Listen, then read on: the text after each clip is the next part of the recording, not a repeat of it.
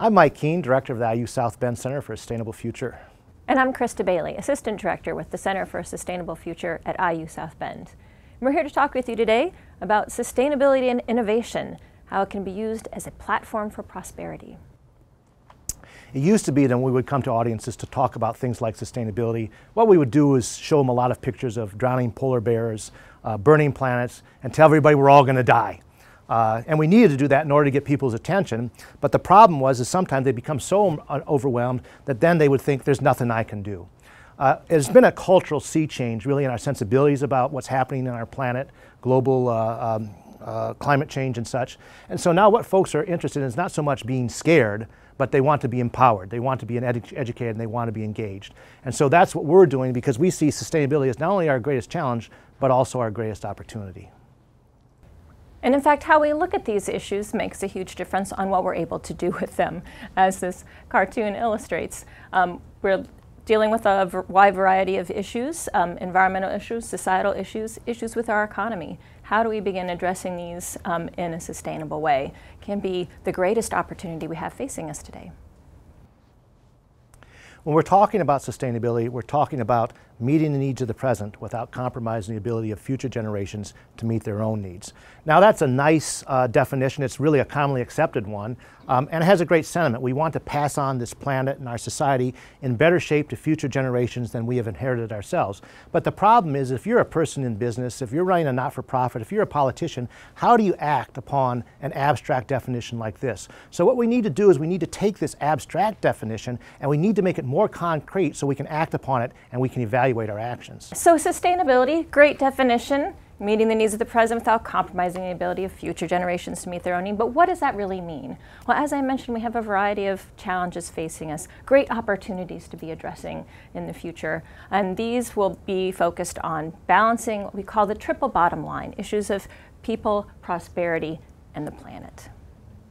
One way of thinking about that is that they're really kind of nested relationships. We all are within this environment as a whole, but within the environment, our planet, we've got society. And within society, we've got economy. And so the whole idea of sustainability is we're trying to bring these three elements into harmony with one another at the same time. So the challenge is to make sure that when we think, when we try to understand the world around us and when we try to act, that at the same time what we're trying to do is do things that are ecologically friendly, economically sound, and socially responsible. Now, lucky for us, we don't have to figure out how to structure this and begin addressing this on our own. We were fortunate enough to discover an organization called the Natural Step. It's an international non-governmental organization that has taken this concept of sustainability and tried to put it into practice in a real, understandable way that offers a flexible platform for people to utilize these concepts. So the Natural Step was developed a little over 20 years ago. It's a group of scientists, natural scientists, social scientists that started looking at this issue of sustainability, this basic definition the UN provided us, and tried to figure out how can we start implementing this. So they've developed some framework, some basic principles to guide thinking on sustainability, but also have created a very flexible framework so that individuals can utilize it, organizations and businesses can use this to move themselves towards a sustainable future. The actual founder of this, who got it all started, is a guy by the name of Karl Heinrich Robert, and he's a cancer cell scientist. And basically what Robert was trying to figure out is what is this thing, sustainability? He had heard the buzzword starting to be talked about in the late 1980s, and he was also kind of into nature, and so he went to some of his scientific colleagues and he said, you know, have you heard of this term sustainability? And he said, yeah, we have. And he says, well, what's it mean? And they said, well, it means meeting the needs of the present without compromising the ability of future generations to meet their own needs. And he says, no, I'm not talking about this nice sentiment. I want a scientific definition. How can we actually measure this? How can we know what sustainability is? And they said, well, it's meeting the needs of the present without compromising the ability of future generations to meet their own needs. So he couldn't find a scientific definition. So he decided that he would try to figure out that definition himself. And what he wanted to do is sort of figure out how can we provide a evidentiary platform for sustainability. So he started with what he knew. As a cancer cell scientist, he started looking at some of the basic building blocks of life, cells. How are cells able to sustain themselves? How do they create a balance that enables them to live, thrive, reproduce, and continue? What are the elements that came into play with that? And how could he take this very small view of life and extrapolate that out into larger sentiment that would apply to all of us? Now, to answer this question, unlike the research he had been doing as a cancer cell scientist to try to really push the edges of knowledge and discover new things, he figured to go the other way. Let's see if we can see what all scientists already agree upon, because if we can figure that out, then this won't be a controversial platform. This will be a platform that we can all agree upon, and then we can move from there. And so he just looked to already existing science, like the basic laws of physics, the first and second laws of thermodynamics, and the law of the conservation of matter, which basically say that the Earth is a closed system with regards to matter. You know, nothing's coming in and nothing's going out except for occasional meteor and maybe a rocket ship. And it's an open system with regards to energy. Physicists tell us through these laws that systems have a natural tendency to run down. We need something to keep ours running, and that's the sun. He also looked to his evolutionary biologist friends to look at how life has evolved to be this great, diverse body of life that has evolved over a huge period of time, right? So we've started out with some very simple organisms, and they have evolved into the very complex beings such as ourselves that exist today at the same time as many other organisms on the planet. So looking at this broad span of time, how things have evolved slowly over time, and all the great diversity that's come out of that. He and his fellow colleagues also took a look at the basic planetary cycles. One of the ways that nature works is in this sort of series of cycles. And one thing that's sort of interesting about that, there is no waste in nature, because what is one cycle or plant or animal's waste is another's food. So we've got the carbon cycles where the animals are breathing out carbon dioxide, the plants are sucking in that and turning it into oxygen. We've got the water cycles, we've got the nitrogen cycles, and many other cycles.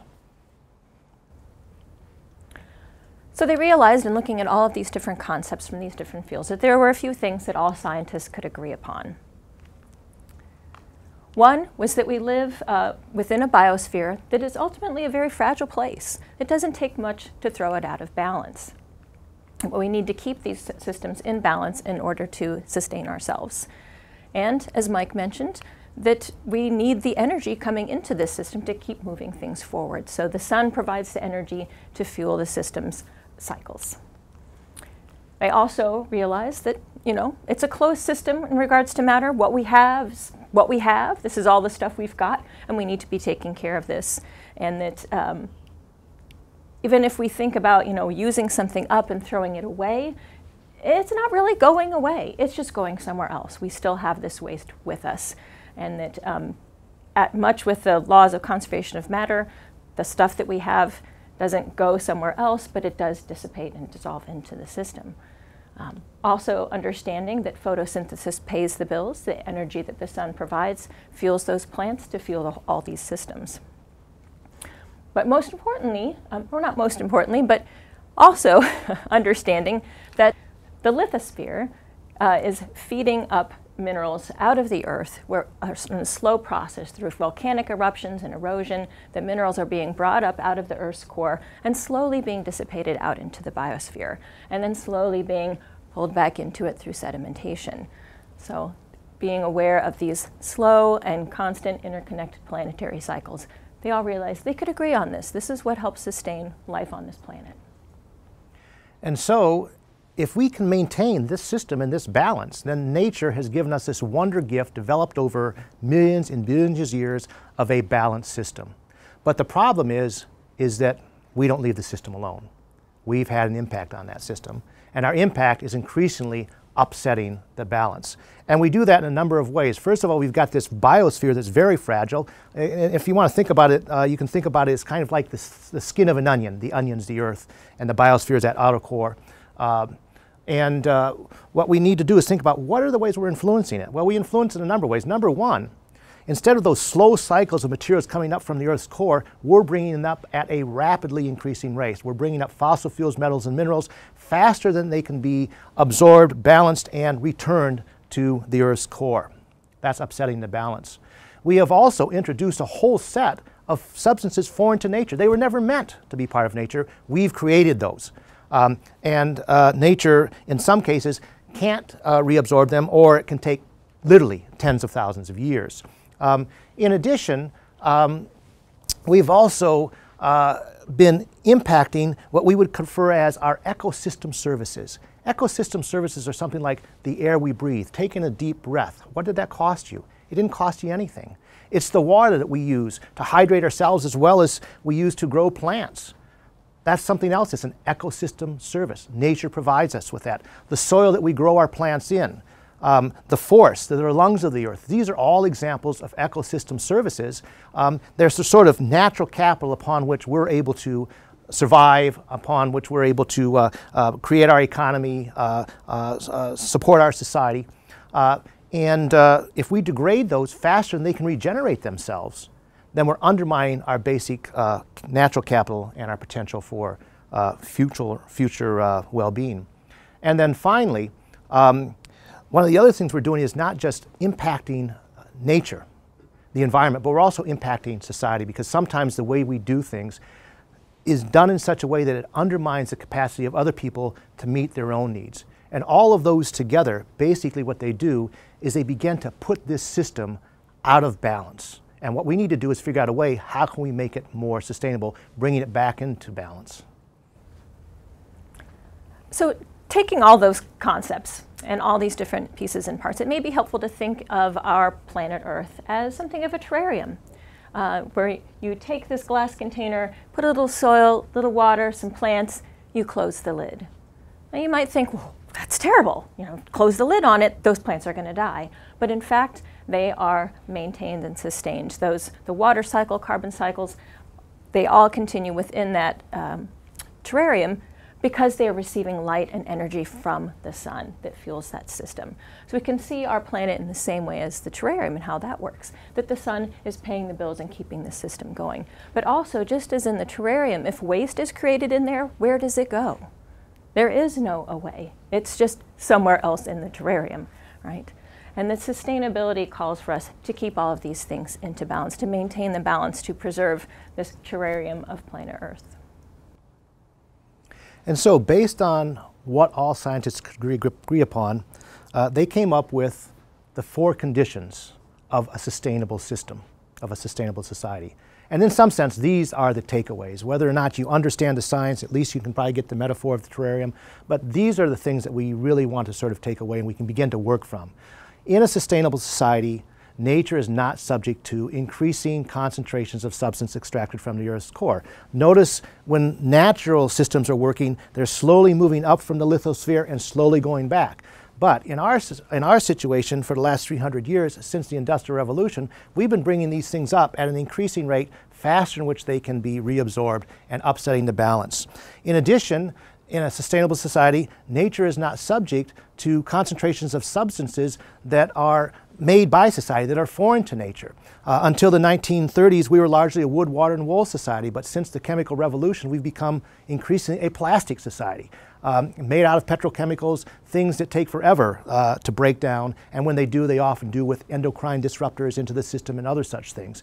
In a sustainable society, nature is not subject to systematically increasing degradation of nature by physical means, things like cutting down the rainforests or other forests, polluting the water, over-harvesting the aquifers, polluting the air, paving over fertile soils. All these things are undermining that natural capital that provides us with these ecosystem services. And then finally, in that society, people are not subject to conditions that undermine their own capacity to meet their needs. It's both a natural and a social balance that we need to figure out how to maintain.